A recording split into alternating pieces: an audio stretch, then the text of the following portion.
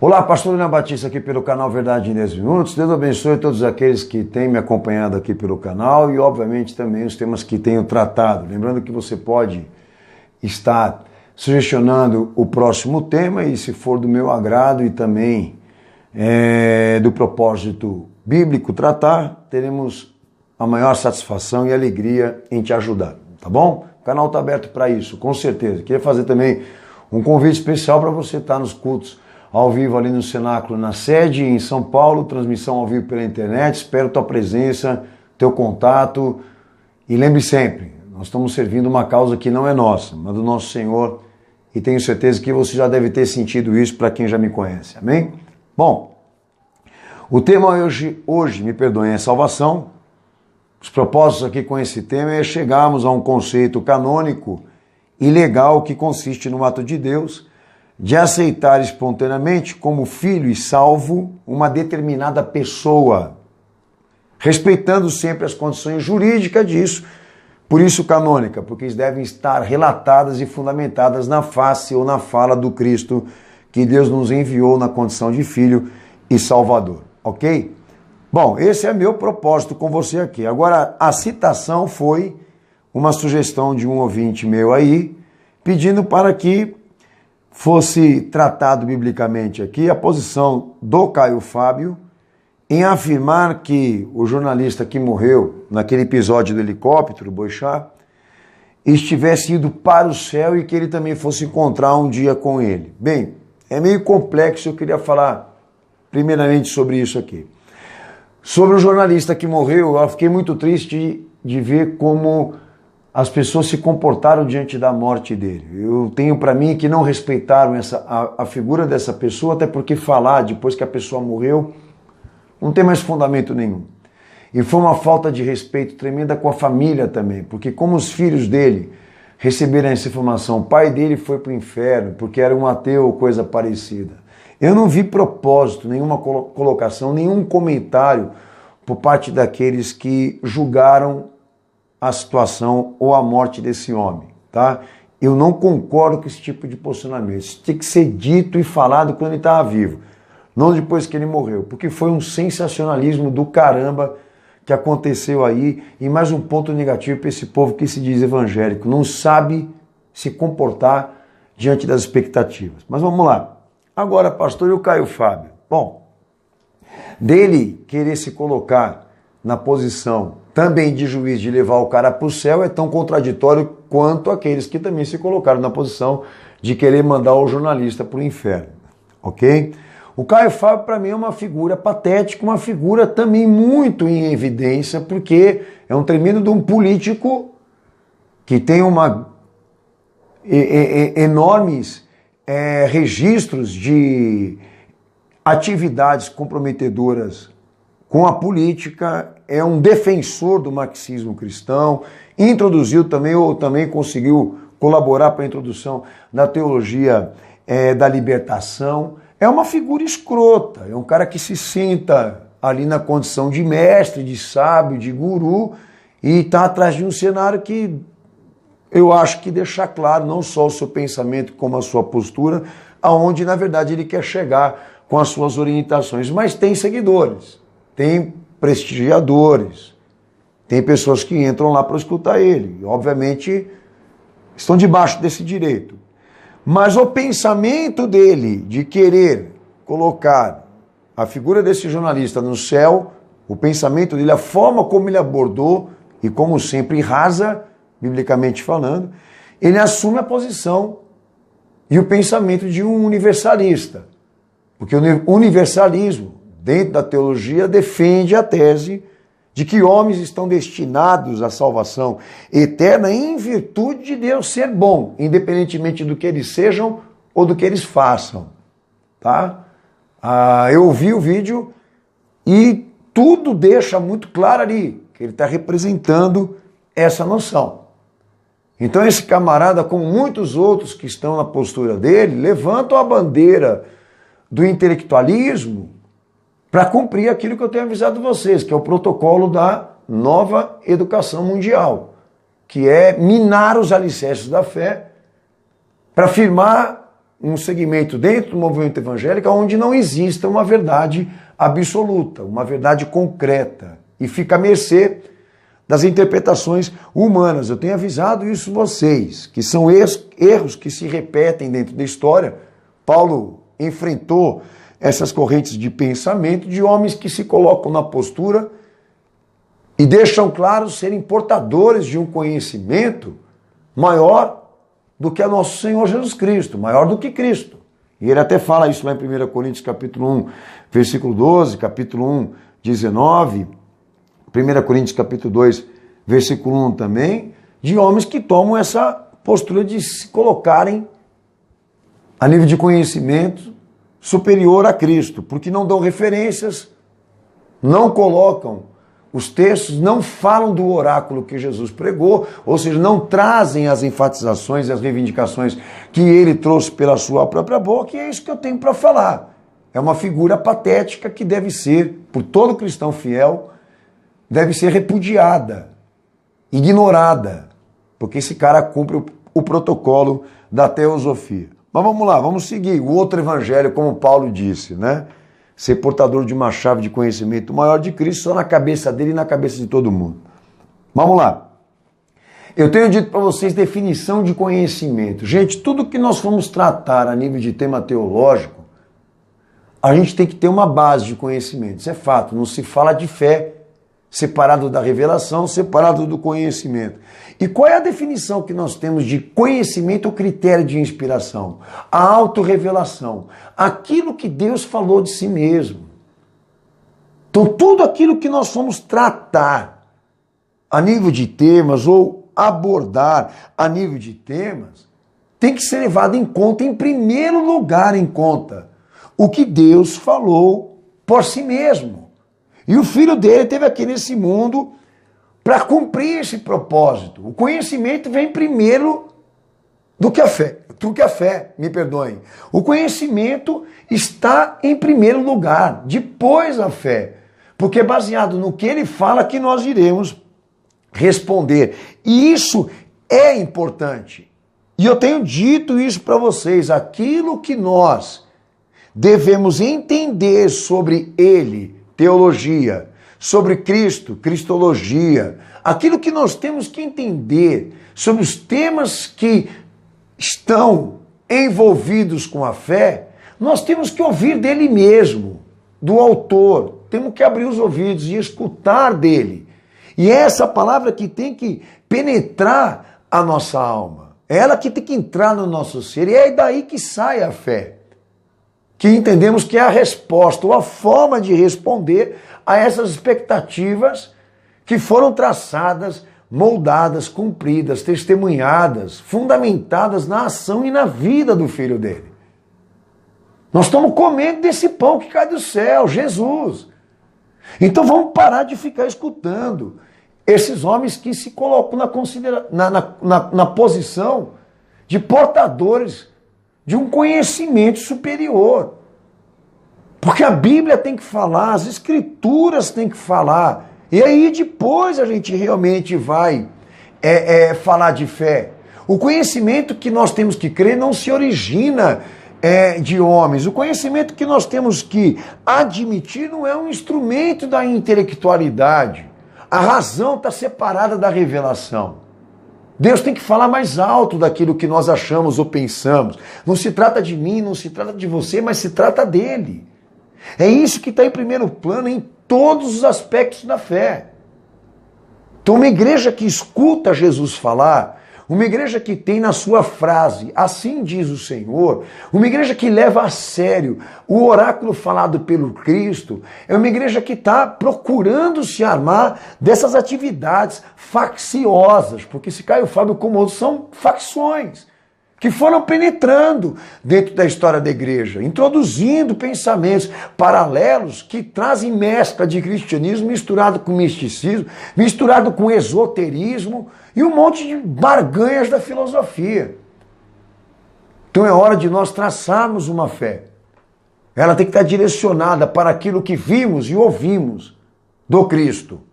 Seguindo a luz, Deus vai iluminar o teu caminho, vai iluminar o meu e nós vamos conseguir pela graça de Deus, impedir que essa destruição seja maior do que já está, porque é vergonhoso como a igreja se comporta diante das expectativas. Mas vamos falar agora da questão de querer colocar o boixá no céu.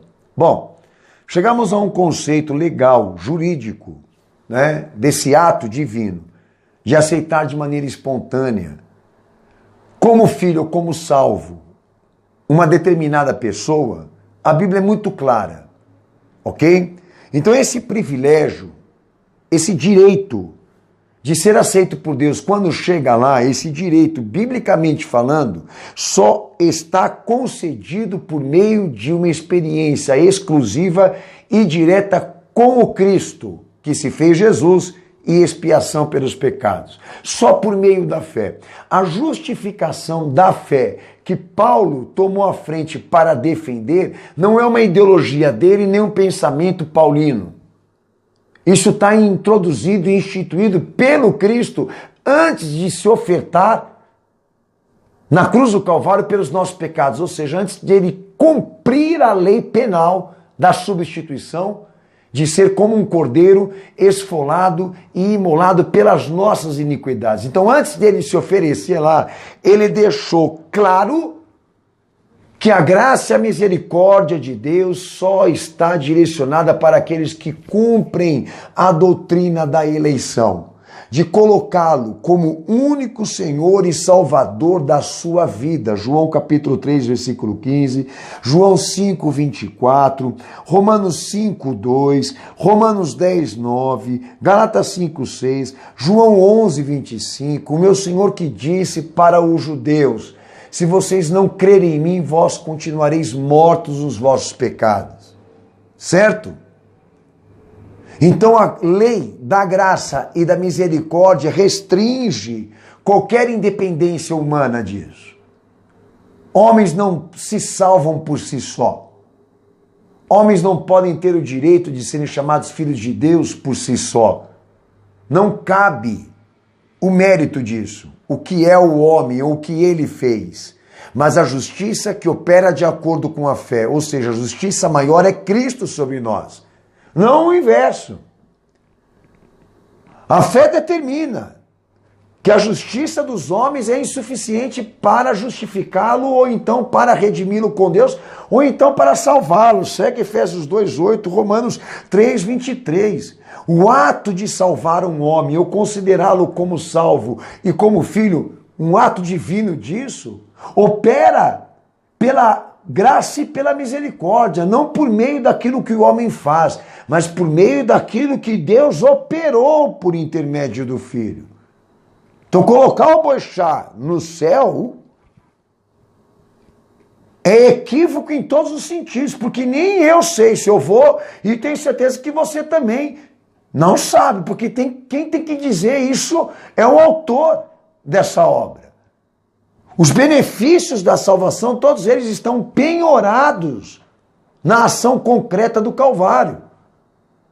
Ninguém fala de privilégio separado da eleição. Ninguém fala de graça e misericórdia ou benefícios de redenção e salvação sem Jesus Cristo ser o autor ou a razão disso.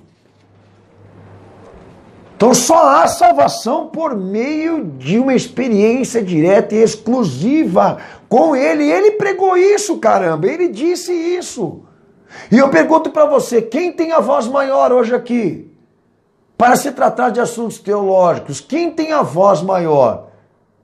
Os mestres ou Ele? O autor e o consumador da fé, que estava proposto ser obra expiatória na cruz do Calvário por nós, o indicado é o Filho.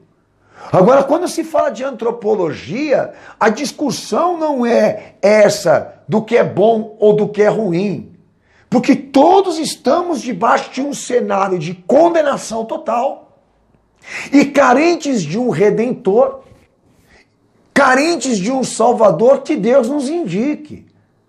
Toda a raça humana, toda a ordem adâmica, ela está debaixo dessa maldição. É universal essa condição. Tudo que nasce da carne já nasce para ser deplorável, já nasce para ser condenado.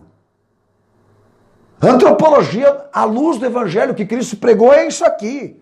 O homem é exibido como um condenado, como um pecador, como um culpado, impotente, desqualificado, sem mérito. Só cabe o recurso da fé.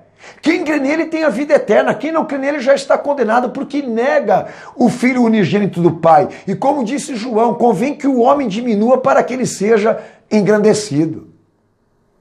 A antropologia do evangelho que Cristo pregou visa salvar e restaurar a ordem comprometida, por meio de uma experiência direta com ele. Paulo fala isso em Romanos 7. Miserável homem sou, e quem me livrará do corpo dessa morte? Romanos 3, versículo 21 ao 26, ele trata sobre isso também, uma justiça que opera de acordo com a crença. Não está sendo discutido quem é bom, quem é ruim, mas quem é crente. Quem merece ou quem não merece, porque ninguém merece. Todos estão debaixo desse chamado, ou desta imposição, dessa reivindicação. A justiça maior. Só cabe o recurso da fé para salvar a alma de um pecador. Então isso não era para estar sendo debatido, sabe? Isso não era uma coisa para estar sendo colocado em pauta, porque é óbvia na boca do Filho de Deus, é óbvia. A lei participativa da graça e da misericórdia de Deus. A lei participativa ensina. A fé não pode ser tratada como um mero otimismo, como um preceito religioso, porque ela é uma resposta direcionada à revelação de Deus, ou seja, à sua providência de ofertar a você o Filho dele para te salvar. A fé não é um acaso. A fé é uma resposta direcionada àquilo que está concreto. Há dois conceitos sobre a fé que eu quero tratar com você aqui, o objetivo e o subjetivo. Mas olha como que as coisas são interessantes. A fé está correlacionada à fidelidade de Deus.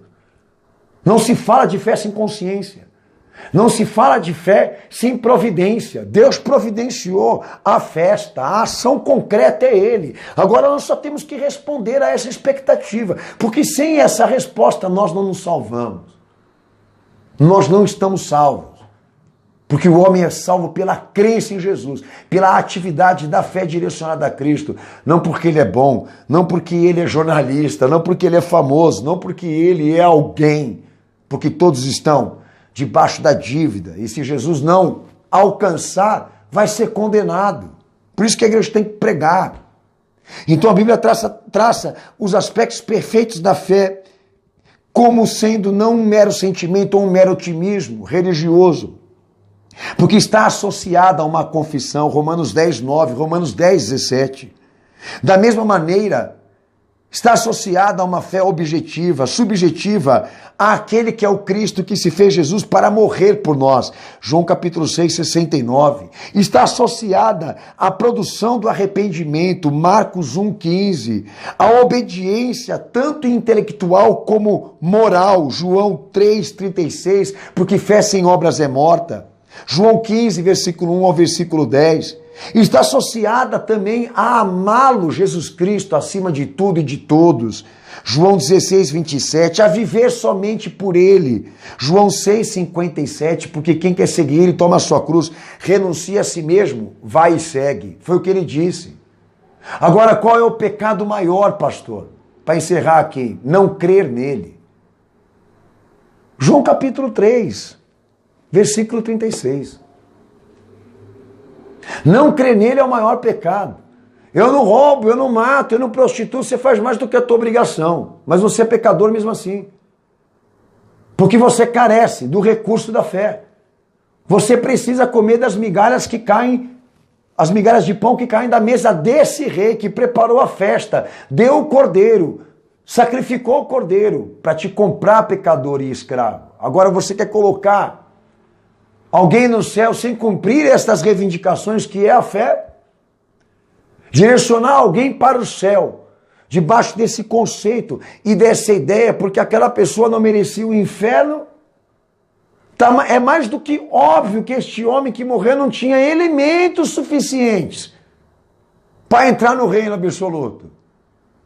Se isso aconteceu, eu que vou ficar surpreso, mas eu não posso julgá-lo. Mas o padrão tem que ser analisado.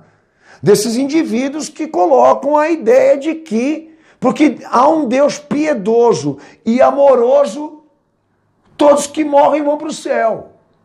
E estas reivindicações que eu tratei com você rapidamente aqui, que cumprem a lei penal disso, quem crer será salvo, quem não crer será condenado, eles não querem tratar, eles não querem falar.